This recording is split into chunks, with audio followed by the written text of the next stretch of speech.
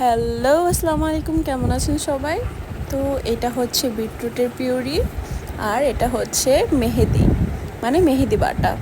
সামনে যেহেতু ঈদ আসছে, তাই এগুলো একটু একটু করে আমি রেডি করে নিচ্ছিলাম, কিছুটা প্রস্তুতি নিয়ে নিচ্ছিলাম।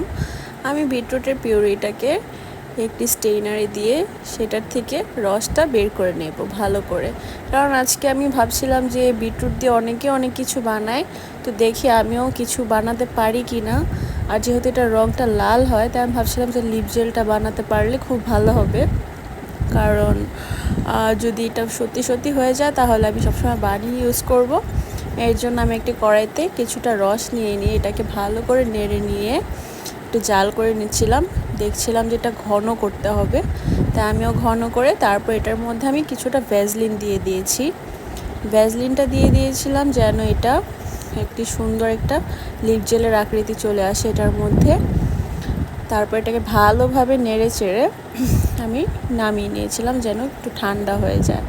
তারপর আমি বারবার নাড়ছিলাম এবং একটি ছোট্ট বক্সের মধ্যে এটাকে আমি দিয়ে দিলাম, কারণ এটাকে আমার জমাতে হবে, আর তার জন্য এটাকে আমি ডিপ ফ্রিজে রেখে দিয়েছিলাম।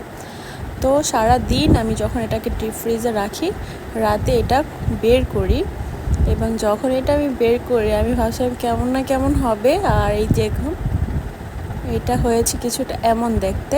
তো আমি হাত একটু স্ম্যাশ করে দেখিয়ে দিচ্ছি আসলে কেমন হয়েছে।